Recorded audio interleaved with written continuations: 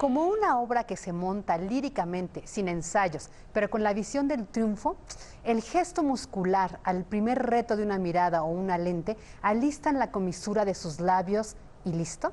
Expertos en lenguaje corporal y psicología comparten su opinión sobre dichos gestos musculares y otros tantos que de forma inconsciente tienen algunos políticos y expolíticos como Donald Trump, Nicolás Maduro y el hoy detenido exgobernador de Veracruz, Javier Duarte. A Duarte lo tachan de cínico, porque normalmente se está riendo al momento de la detención. Por ejemplo, Trump quiere demostrar poder. Nicolás Maduro, tranquilidad, control, pero el ser humano es capaz de hacer unos 15 tipos de sonrisa entre simétricas y asimétricas. Javier Duarte, el exgobernador jarocho, lo que nos muestra es una sonrisa que disfraza el miedo, aseguran expertos en lenguaje corporal. Esto es Punto y Coma. Acompáñenos.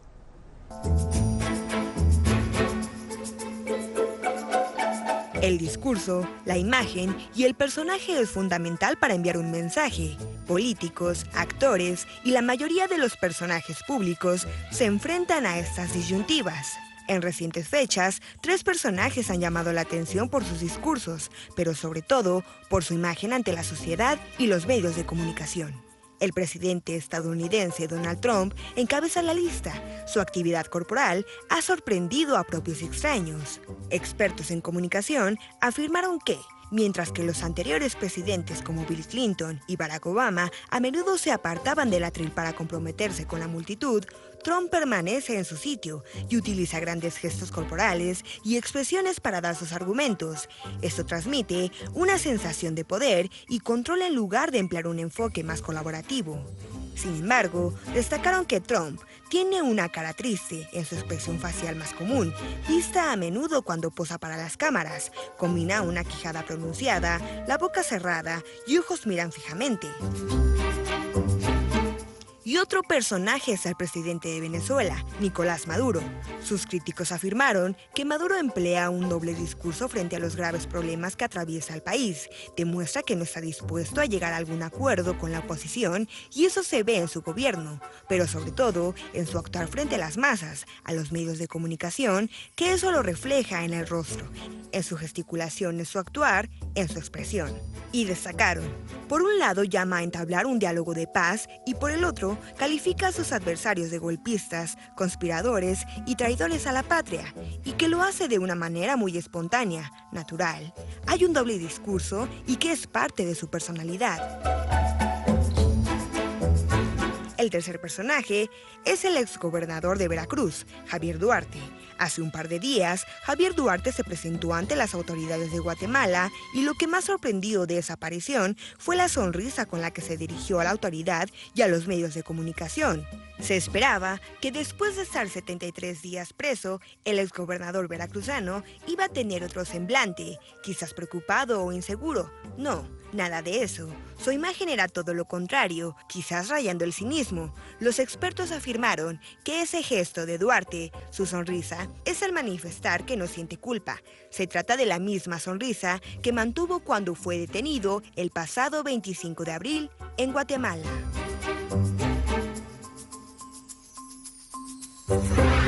Pues esto es Punto y Coma y empezamos con un tema muy interesante que es ¿qué nos dicen los rostros, los gestos, las sonrisas irónicas de los políticos? Y pues, ¿por qué no participa con nosotros? Pero está este día Claudia Mollinedo. ¿Cómo estás, Clau? Muy bien, Fabiola, ¿tú? También, gracias.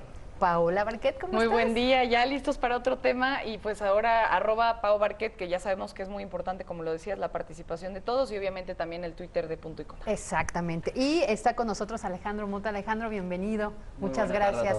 Él es experto en comunicación política, politólogo, bueno, tiene especialidades y maestrías en Estados Unidos, está en la UP y pues bienvenidos para que nos ayudes a interpretar los discursos, también las frases que para nosotros nos parecen chuscas o tontas o irónicas o a veces francamente torpes, pero que también tienen una comunicación política, un fin político, ¿no? Correcto. Y pues para invitarlos justo, como dice Pau, a que participen con nosotros en la cuenta de Fabi Guarneros está la encuesta. Las caras y gestos de los políticos son una máscara, su personalidad o su retrato, ¿no?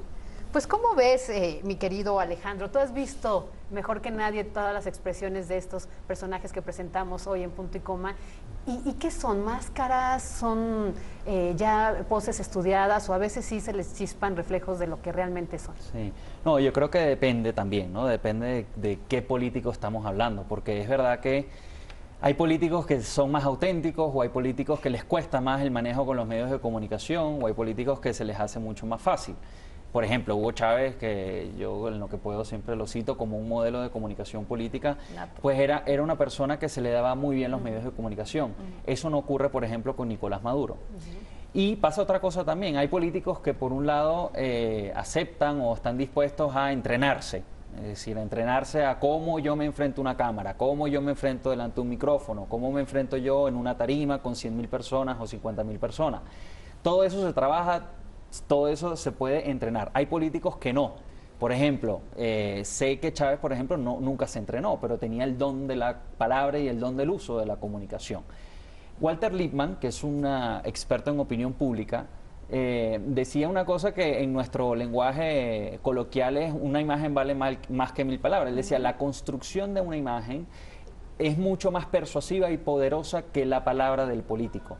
Y eso es gracias, entre otras cosas, a la televisión. La televisión es hoy el medio por excelencia de la comunicación política. Todavía las redes sociales, todavía Internet no logra suplantar el impacto que tiene la televisión en la comunicación política. Y cuando hablo de impacto, hablo de actitudes políticas y cuáles son las decisiones políticas que los ciudadanos pues ejercen concretamente en el voto o concretamente en el agrado o desagrado de un político en particular. Y ya para cerrar esta introducción, siempre digo también en mis clases y a mis clientes, miren, cuando uno pregunta en las encuestas, por ejemplo, que hacemos estudios de opinión, ¿este personaje a usted le agrada o le desagrada? Claro, el ciudadano nunca ha visto a esa persona comiendo con su familia, nunca lo ha visto en puertas cerradas trabajando con su equipo cercano.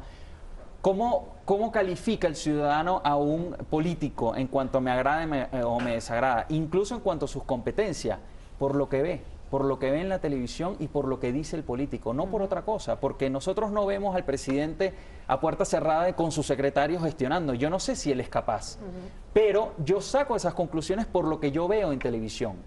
Entonces, nuevamente, el poder de la televisión es tal que al final quien decide o el factor que más influye en nuestras decisiones ciudadanas con respecto a los políticos es la televisión.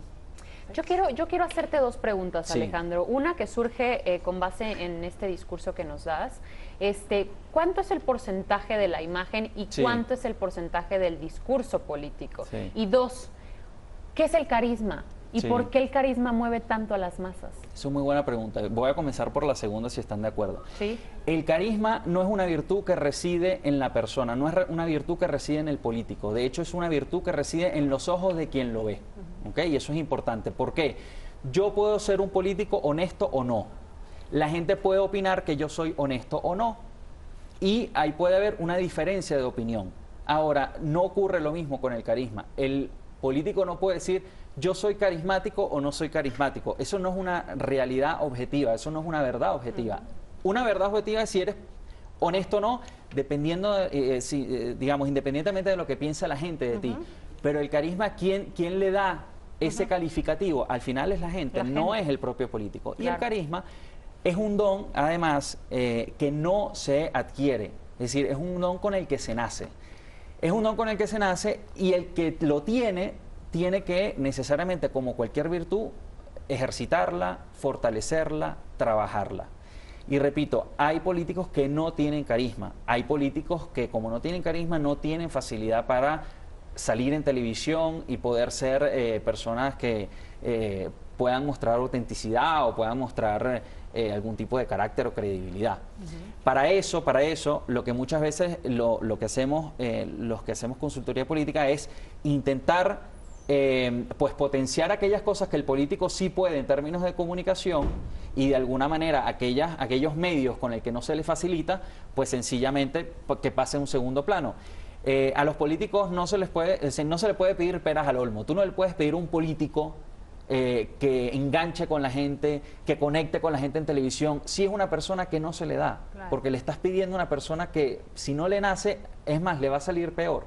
Lo mismo es el humor, por ejemplo. El humor que está tan de moda en la comunicación política, y además es un factor también de persuasión delante de la gente. Y como pasa en política, pasa en la vida real. Hay gente que se hace la chistosa y resulta que no lo es, y quedas peor. Sí.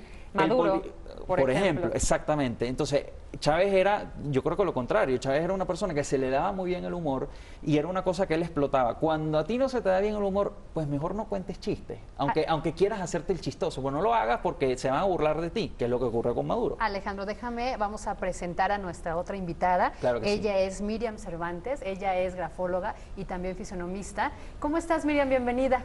Muy bien, muchas gracias, muy contenta de estar aquí con ustedes. Y pues tú estás viendo el rostro de Duarte, dinos, ¿qué ves en Duarte, ese gesto? Bueno, en Duarte se ha comentado mucho últimamente acerca de esta incongruencia entre los acontecimientos y un rostro que parece que se estuviera burlando como de las circunstancias, ¿no? Algo que vamos a ver acerca de las sonrisas, que de hecho comentábamos al inicio, es que existen muchos tipos de sonrisas en los que nosotros podemos derivar si es verdadera o no, y en este caso vamos a ver dos cosas en las que hay incongruencia. La boca, efectivamente, podemos ver que trata de sonreír, sin embargo los ojos tienen una emoción que es distinta, que pudiera parecer en algunos casos sí una parte de miedo, sí una parte en la que le está impactando, porque de hecho abre mucho los ojos y prácticamente pareciera que se le estuvieran botando de la cara, ¿no? Esto que nosotros vemos es en gran medida esta incongruencia con lo que está sucediendo y las emociones que él tiene combinadas. ¿Por qué? Para muchos pareciera que se está burlando, para otros pareciera que es una forma de manifestar el miedo y una forma de controlarse. Algo que sí podemos ver es que en las figuras o en las manifestaciones que él ha tenido en su rostro, sobre todo vamos a identificar que está manifestando una emoción que es muy intensa y que es muy fuerte. La otra parte es que si nosotros lo ligamos con su lenguaje corporal, una de las cosas que vamos a identificar es que está completamente relajado, no hay tensión en el cuerpo en general.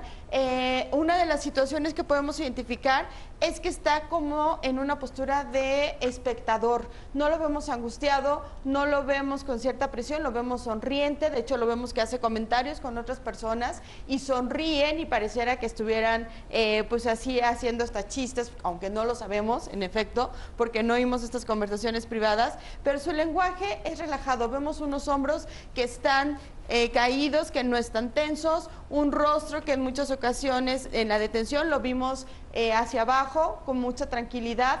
Efectivamente, ayer lo vimos en otra postura, con una barbilla mucho más levantada, que nos está hablando de superioridad, en cierta medida de cierto reto. A mí me pareciera que está como tranquilo, solamente viendo una película de lo que está sucediendo, sin mayor angustia, sin mayores preocupaciones, y hasta posa. Hay muchas fotografías en las que vamos a ver que lo que está haciendo es posar hacia la cámara, como para que lo vean en este aspecto en el que está tranquilo, feliz y relajado. Muy bien, Miriam. ¿Cómo ven, chicas? Yo le quiero hacer una pregunta a Miriam. Esa postura que tú nos comentas, Miriam, de Duarte, muy relajada, ¿será parte de la seguridad que tiene al saber sobre la complicidad que hay entre los que están relacionados con él y entre las mismas autoridades, quizá? Yo creo que en cierta medida sí, sobre todo porque alguien en su circunstancia, bueno, estaría con una tensión en el cuerpo completamente marcada y mucha tensión. Sin embargo, yo lo veo como espectador, simple y sencillamente viendo algo que sabe que tiene que suceder de esta forma, pero que no va a pasar a mayores. Como que hay mucha relajación, sabe que todo va a salir bien, sabe que está tranquilo y no va a pasar a más. Pau. Mira, muchas gracias, Miriam, y creo que hay un punto importante que quizás podríamos también tocar en este tema, porque los pasados de cada uno de estos políticos creo que deben hacer una influencia muy importante dentro de el personaje en que se convirtió y ya los rasgos psicológicos que posteriormente estamos viendo reflejados en su discurso o incluso en la manera en que manipulan su discurso, como lo decías, no se pueden educar. A mí me gustaría, por ejemplo, en el tema de Duarte, recalcar que era un niño, que de niño le decían el caremo o cara de moco, moco. Es decir, desde su sobrepeso era un niño buleado, obviamente su tono de voz nunca le ayudó, entonces de chico no tenía justamente el poder que después adquiere. Eso creo que es importante, y además en la escuela dicen, su madre se vuelve panadera después de que su padre pierde la vida en el temblor del 85, y a raíz de eso él tiene que empezar a ser panadero. Entonces eso en una escuela que su madre le paga, que además es una de las mejores escuelas de la ciudad, pues termina por él ser el menospreciado, y creo que ese pasado puede también verse reflejado después en cómo él intenta llegar al poder de esta manera, obviamente haciéndose de mucho más dinero y mostrarle a los demás, ahora yo estoy desde arriba, ¿no? ¿Te parece, Alejandro, si nos respondes después del corte? Claro que sí. Vamos a hacer una pausa en punto y coma, pero recuerde las preguntas. Las caras y gestos de los políticos, ¿son una máscara, su personalidad o su retrato? Punto y coma.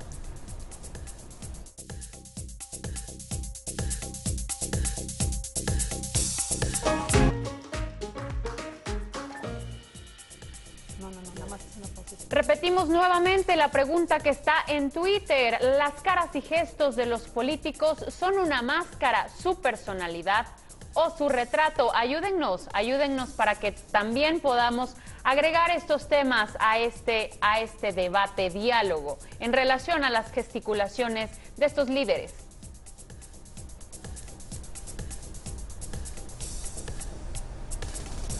Pues ya estamos de regreso, ahora sí, el tema que ibas a responder. Adelante, Alejandro, te escuchamos. De Javier Duarte. Y como si su entorno adverso también le fijó una personalidad. Sí, no, miren, evidentemente que la lucha política pues genera bastantes adversarios internos, externos, es decir, la vida política es de mucha fricción con otra gente, entonces tienes adversarios y enemigos políticos. Entonces creo que en el caso de Duarte, o la lectura que puedo hacer de estos gestos, me parece que es que los adversarios, por naturaleza, evidentemente, lo que están es buscando verlo hundido. O sea, ¿qué busca el adversario con respecto a Duarte, con respecto a un adversario político?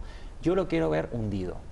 Entonces, en un escenario donde te meten a prisión y después de varias semanas preso, cuando tú sabes que lo vas a volver a ver, o él sabe que se va a exponer nuevamente, lo normal es que esté todo el mundo a la expectativa, porque seguramente lo vamos a ver deprimido, seguramente lo vamos a ver cabizbajo, y evidentemente que mi lectura de las caras y los gestos es un tema de yo estoy aquí y mira que no estoy tan mal. Exacto. ¿Quiere que lo vean así? ¿Es un mensaje? Yo creo que es, tampoco estoy, es decir, no me vas a dañar o tampoco te complazcas tanto de que estoy en el hueco. Y también, y creo que lo decía la experta ahorita, evidentemente hay un tema de superioridad, y ahí conecto con lo que comentábamos en el segmento anterior. Efectivamente, si tú tienes un pasado de bullying, o tienes un pasado de que tienes algunas debilidades físicas, como por ejemplo tu voz, que eres gordito, etcétera, etcétera, en el caso del de niño, evidentemente que en la que puedas superar eso, lo vas a mostrar. Claro. En un caso extremo, fue gobernador, digamos, cuando eres gobernador no tienes mucho que decir, sino tu investidura solo habla por ti. Pero en el caso que estás preso, pues necesitas justamente como que sacar mostrarlo, sacar el cuello afuera del agua para decir, estoy vivo, estoy bien, esto a mí no me afecta. Por lo tanto, no se regocijen tanto, que de verdad estoy bien. ¿Origen será destino, Alejandro? Sí. O sea, ¿a qué te refieres? En relación a lo que comentaba justamente Paola y que abordabas también ahorita, que desde su infancia era gordito, era buleado. Puede ser. Yo creo que habría que hacer un test psicológico también para ver si hay alguna conexión. Cuando hay ese tipo, me parece a mí, cuando hay ese tipo de resentimiento, que en este caso puede haber, es decir, los niños que sufren bullying, justamente el peligro es ese, ¿no? Que crecen con resentimientos internos y después no sabes cómo se van a expresar o no sabes cómo se van a manifestar de grande, pues justamente se puede estar manifestando con estos gestos, ¿no? Bueno, incluso lo platicamos la semana pasada sobre el bullying, o fue esta misma semana, en punto y coma, que platicábamos de cómo el bullying puede ser muchas veces un previo de después tener adultos que estén mentalmente inestables, al menos. Claro. En este caso, los afectados e incluso los que están afectando también, ¿no? Los buleadores. Vamos a pasar con Miriam Cervantes una vez más, grafóloga y además experta en estos temas, porque ahora tenemos no nada más la cara, sino la firma de Duarte. Miriam, te escuchamos, ¿qué es lo que ves por allá? Bien, pues vamos a analizar un poquito acerca de la firma. Si nosotros dividiéramos esta firma en 3 partes, veríamos que la mayor carga de la firma la vamos a encontrar efectivamente hacia la parte izquierda de la hoja. En esta zona de la hoja nosotros vamos a encontrar sobre todo lo que se relaciona a la parte materna, al pasado, a las represiones, a las cosas que guardamos, hacia todas las figuras femeninas. ¿Qué es lo que nos quiere decir? Si hay un enganche hacia esta parte infantil o de su pasado durante el crecimiento, en la que todavía se encuentran cosas con las cuales se encuentra él en estos ganchos, en este aferre que no se ha trabajado. Otra cosa que nos llama la atención es efectivamente este óvalo sobre el que está él rubricando y haciendo o como metiendo todo dentro de este pequeño círculo. Para nosotros en grafología este dibujo va a simbolizar como una pequeña bolsa donde está metiendo todas las cosas, donde está guardando y que además él se mete dentro de ella misma como si se estuviera cuidando, se estuviera protegiendo. No sabemos si solo de los demás o también del mismo, pero sí hay esta necesidad de encerrarse aquí.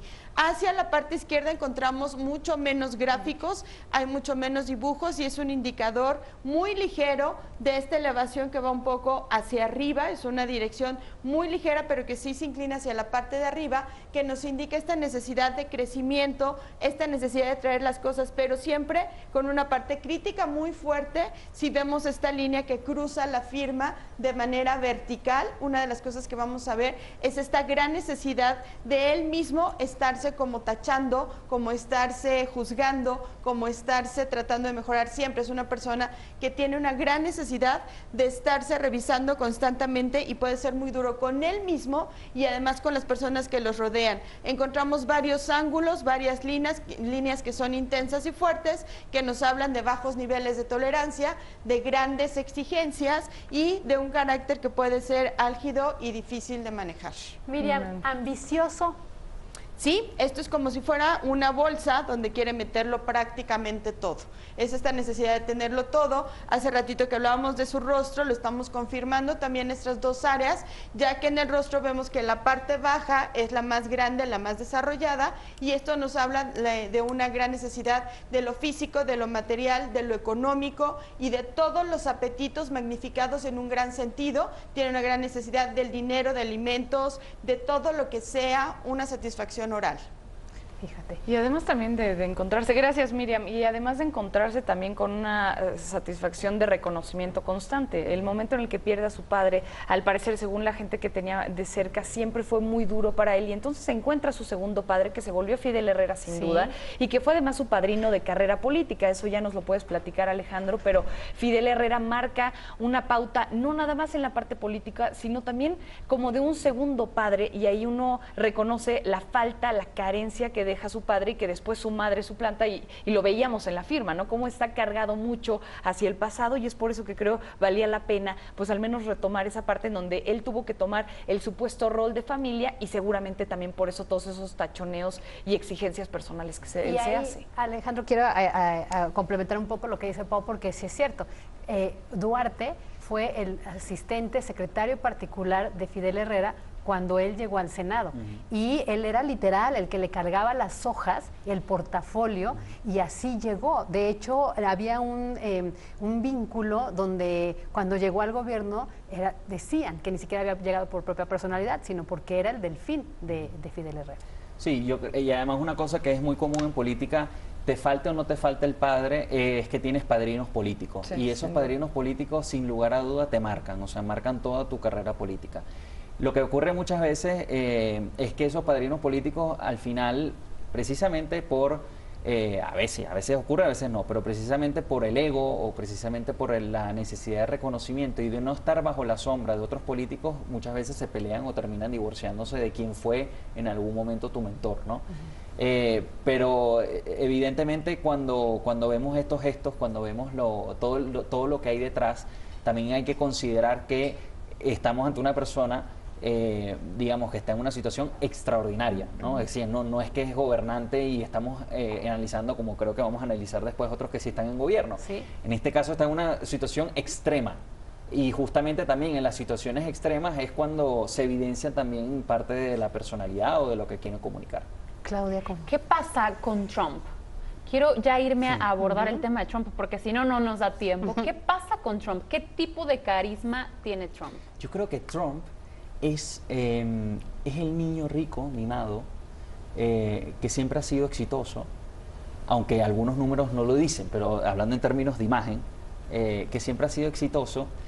Es el niño de la clase, eso, que se lo sabe todo, sea verdad o no sea verdad, pero que se lo sabe todo, y que por lo tanto tiene expectativas de que todo el mundo tiene que complacerlo. Entonces, si uno ve los gestos de Trump, a mí, no solamente el tema de la mano, que es bastante característico, y creo que algo lo ha mejorado y creo que alguien se lo habrá dicho. El tema de la mano, pero por ejemplo también lo que ocurrió en Europa, con apartando al primer ministro me parece que era de Montenegro. Sí, yo voy primero. Sí. Claro, para yo ir de primero. Es una actitud bastante infantil, o sea, parece un niño. Y uno dice, ¿por qué? ¿O qué ocurre ahí? Y yo, como ocurre siempre en la comunicación política, creo que esto hay que entenderlo desde la segmentación de los mensajes. ¿Por qué lo digo de esta manera? Porque Trump quizás no le está hablando a nosotros, ni le está hablando a los europeos, ni le está hablando a incluso parte del norteamericano que vive en las zonas más urbanas y más educado. El votante de Trump, ya lo vimos, es en su mayoría personas con menos posibilidades de educación, son más de zonas rurales. Por lo tanto, si uno ve ese gesto, en realidad lo que le puede producir no es rechazo, sino bueno, una sonrisa de, mira qué ocurrente, ¿no? Cómo lo hace.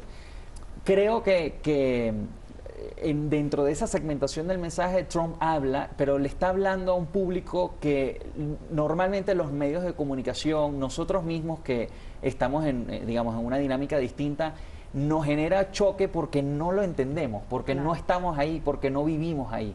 Trump gana porque le habla justamente a un segmento que es distinto a la persona que vive en la zona urbana, etcétera, etcétera. Entonces, por eso nos produce un choque.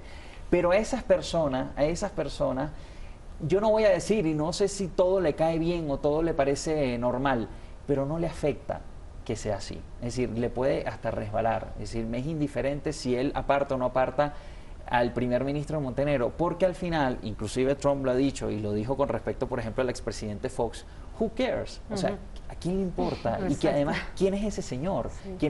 ¿Dónde queda Montenegro?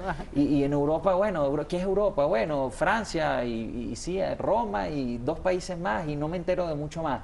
Entonces, ante esa lógica, pues ¿qué le importa a Trump? Porque total... Pues ahorita vamos a seguir con Trump porque tiene gestos, frases misóginas, es todo, claro. ¿no? Y dicen, ¿no? Entre el tuerto, entre los ciegos, es rey. Pero vamos a hacer un punto y coma y regresamos más. No se vayan.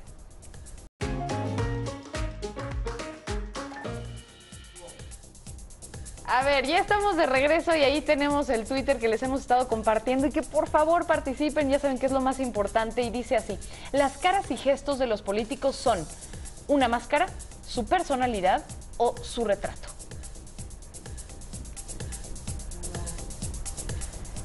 Estamos de vuelta en Punto y Coma y justamente al respecto vamos a estar platicando ahora sobre diferentes frases, Fabis, que tenemos por aquí. Una de ellas dice: cuando los mexicanos nos envían a su gente, no nos envían a lo mejor.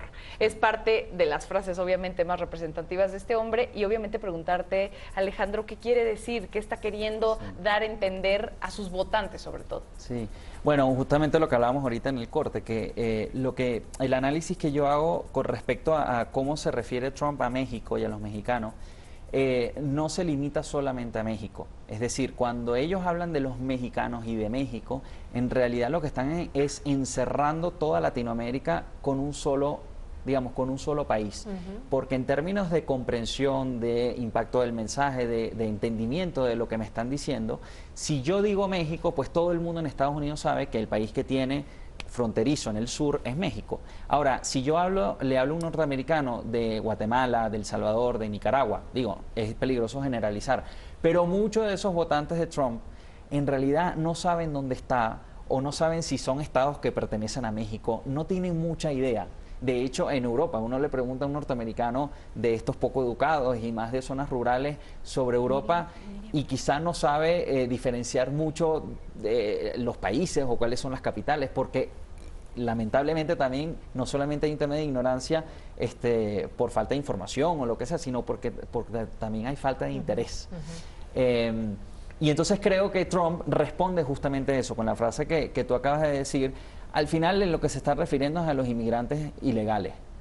Lamentablemente, claro, lo que hace es estigmatizar, lo que hace es darle una señal injusta a el tema del gentilicio mexicano, pero queriendo referirse a todos los inmigrantes ilegales. Eso es. Miriam, ¿qué nos dice la expresividad de este experto en la política, de este experto en la política, en el desvío más bien, en el mensaje desviado, como lo estamos escuchando en el foro? Te escuchamos. Bueno, pues efectivamente vamos a ver que es una personalidad que le gusta manejar los escenarios más que un podium. Siempre está de alguna forma dramatizando o actuando de una manera muy fuerte todas sus expresiones.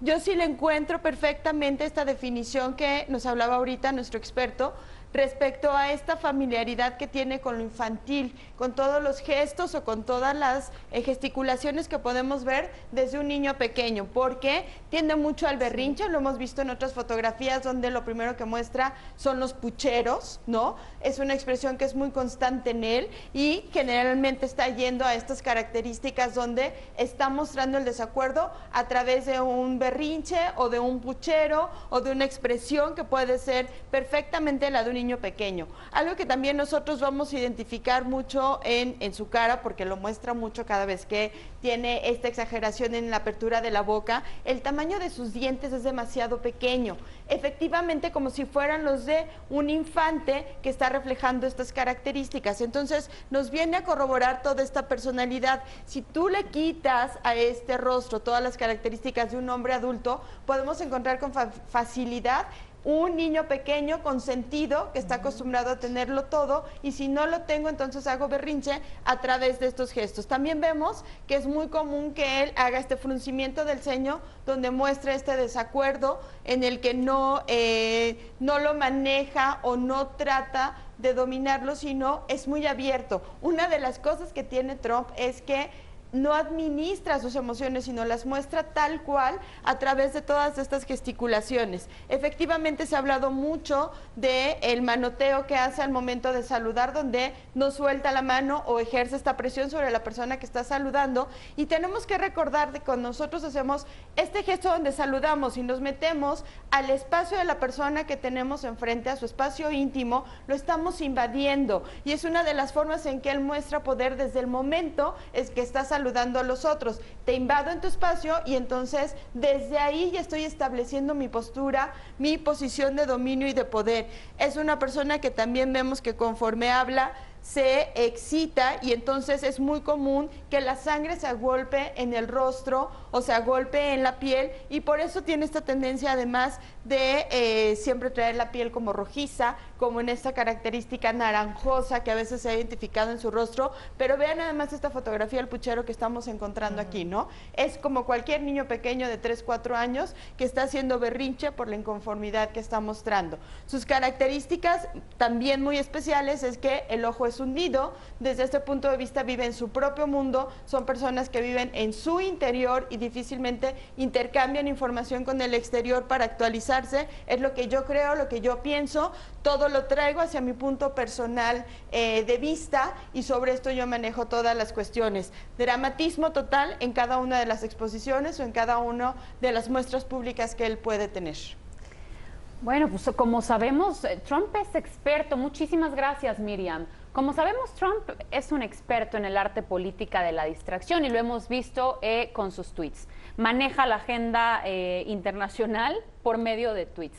¿Qué pasa, Alejandro? ¿Qué pasa con Trump? Según él, nadie entiende en las redes sociales como él. De hecho, él mismo se califica como el Ernest Hemingway del siglo XXI, o sea, de este gran novelista del siglo XX, pues él dice que es el Ernest Hemingway de 140 caracteres. Imagínate. ¿Qué opinas de eso? No, bueno, estoy en desacuerdo con Trump, pero más allá de eso, creo que Twitter básicamente es un instrumento para saltarse todos los filtros de la prensa. Es la forma más directa que tiene de comunicación con la gente. Y con esta pugna que tiene ahorita Donald Trump con los medios de comunicación, por lo menos con los demás tirajes, evidentemente que recurre a Twitter para intentar, repito, saltarse estos filtros, ¿no? Y después lo que ocurre, o el problema de Twitter también, es que, claro, el tema con Twitter es que no tienes forma de poder echar para atrás, en primer lugar, o no tienes posibilidad de arreglar, porque lo que está escrito está, y aunque borres el Twitter, los medios de comunicación lo recogen, ya lo tienen. Entonces, si tú tienes una persona, en el caso del político, y me parece que Trump calza en esa medida, en que puede ser un poco volátil o un poco que improvisa la comunicación. Imagínate tener a Trump en la living de su casa solo con un Twitter que de repente pasa algo en el que se calienta, se molesta de manera excesiva y tiene un arma tan poderosa a la mano como es su celular, y 140 caracteres puede hasta declarar una guerra con otro país. Sí, por supuesto. Oye, lo bueno es que solo tiene 140 caracteres, que si no... ¿Qué necesitaría desde tu punto de vista Trump para tener una mejor comunicación política? Y ahí agrego, y justo, es esta pantalla, atrás del sofá escribiendo, porque no puede enfrentarse a las cámaras, a la gente, al cuestionamiento, sobre bueno, todo y cuando de la lo ha prensa, hecho ha sido un desastre, porque de hecho cuando ha tenido ruedas de prensa lo que hace es pelearse con los periodistas. Y después sale el secretario de prensa a ver cómo arreglo los huecos que este señor me dejó. Entonces, tú me preguntabas, ¿qué puede hacer para mejorar la comunicación política? Yo, a ver, si viéramos a Trump, yo no estoy seguro que él quisiera cambiarla. Eso en primer lugar. Porque nuevamente hablamos de la segmentación del mensaje. Yo creo que él apuesta a consolidar su base dura, y el resto, que eso es algo bastante es bastante común de los políticos que tienden a polarizar a la sociedad y les interesa que la sociedad esté polarizada. Pues él apuesta a tener mi segmento duro, a fortalecerlo, a alimentarlo.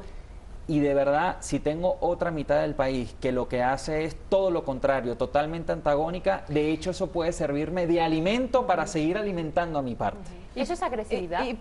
Para mi gusto, y lo que estás diciendo es muy importante por el perfil que él está manejando, es decir, ¿por qué él está tomando la decisión de comunicarse de esa manera? Y creo que lo estás dando con un ejemplo muy claro. Primero que nada, el lenguaje sí verbal, pero también corporal, como nos decía Miriam, es infantil. ¿Eso qué quiere decir? Que es muy fácil de leer, y eso también va al segmento al que él se quiere dirigir, en donde si no me lo dices fácil y yo no lo entiendo de manera corporal sencillo, simple y sencillamente no estoy en tu canal, ¿no? Totalmente. Entonces lo entiende además desde la postura económica, por ejemplo, es un modelo a seguir, es un role model. Entonces, mira, yo quiero ser como él, ¿cómo lo voy a lograr de esta manera? Eso es interesante, y al regreso del corte comercial también me gustaría preguntarte en relación a su saludo. Es un saludo muy particular y creo que eso denota mucho del mensaje que Trump quiere darnos al resto de la sociedad, pero vámonos a una pausa y regresamos con mucha más información en Punto y Coma.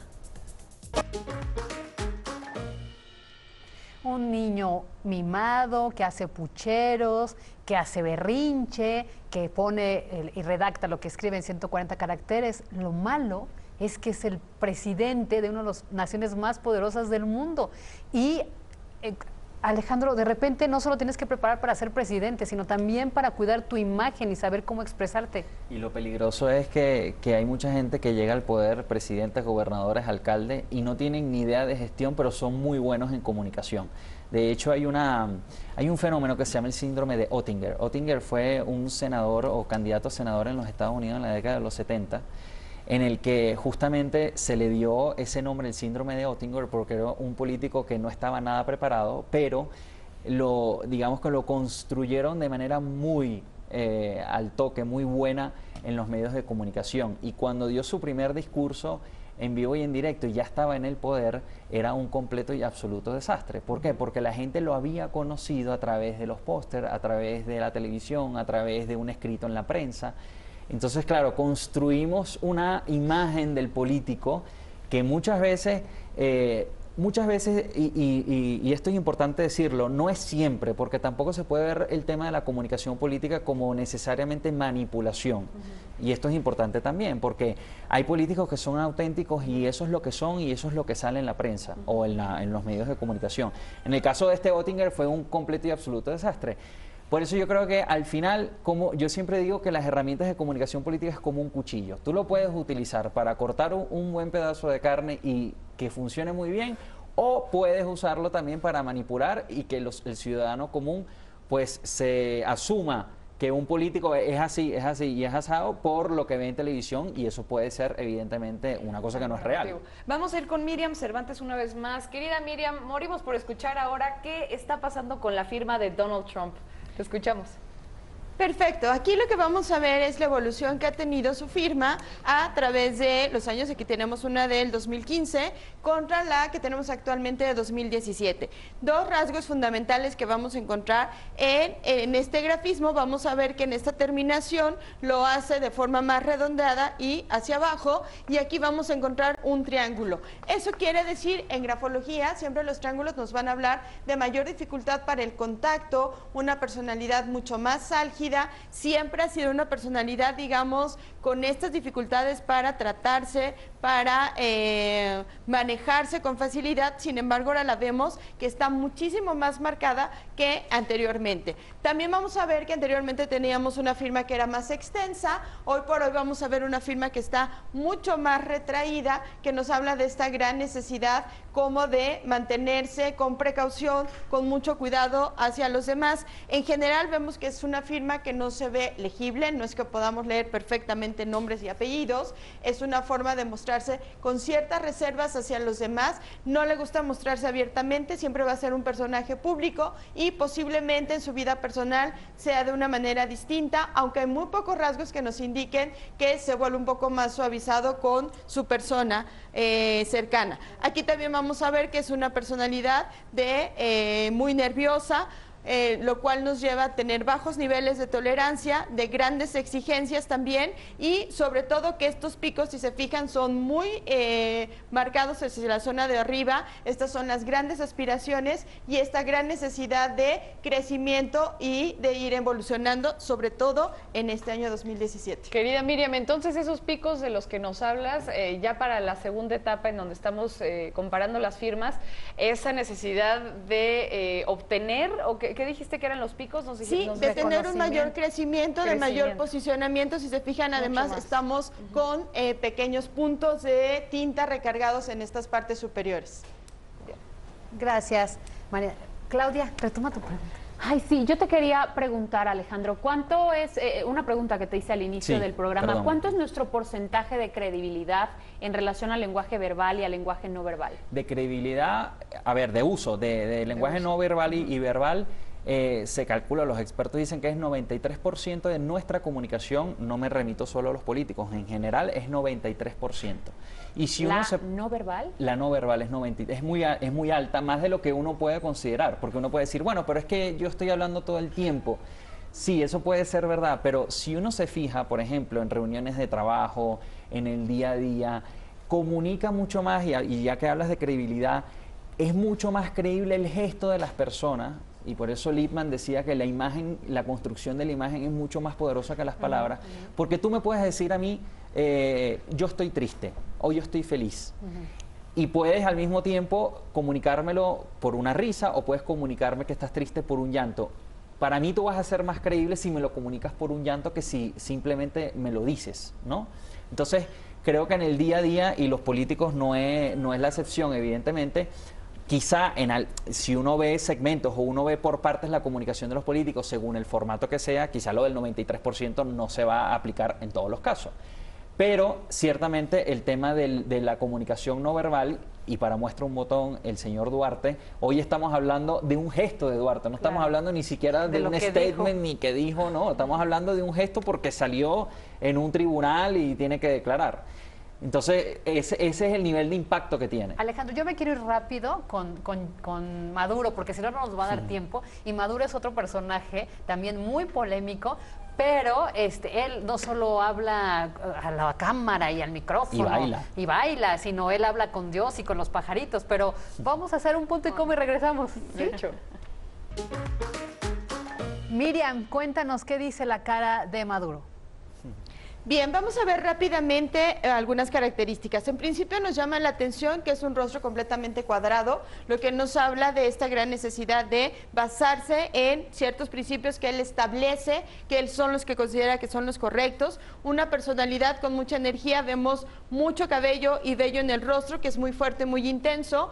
Una línea de reconocimiento que tiene esta gran necesidad de ser reconocido, de ser aceptado, de ser incluido, y también vamos a ver que tiene muy marcado el hueso superciliar, que es este que tenemos en la parte superior de las cejas, que es una necesidad de la confrontación, de siempre tener este choque o de estar en contacto con lo que pueda traer algún conflicto. Ojos también hundidos, que nos hablan de una vida muy interiorizada, son sus principios, son sus conceptos, es su forma de ver la vida y las cosas.